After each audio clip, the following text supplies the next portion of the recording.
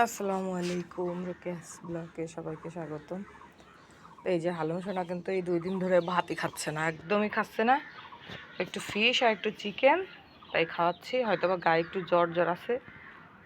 হ্যাঁ, মাঝে মাঝে এরকম করে, ও প্রায় প্রায় এরকম করে, খাবার দাবার ছেড়ে দেয় একদম। 2-4 দিন ওরকম করে, পরে আবার আস্তে আস্তে ঠিক হয়ে যায়। সবাই ওর জন্য দোয়া করবেন, হালুম যেন তাড়াতাড়ি সুস্থ হয়ে যায়। আর সবাই ওকে দেখে একটু মাশাআল্লাহ বলবেন, না হলে ওর হচ্ছে নজর লাগে, প্রচুর নজর লাগে, আমি যেটা বুঝি ওর।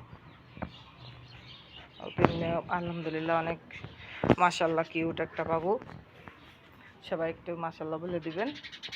এই তো পাখি চলে আসে।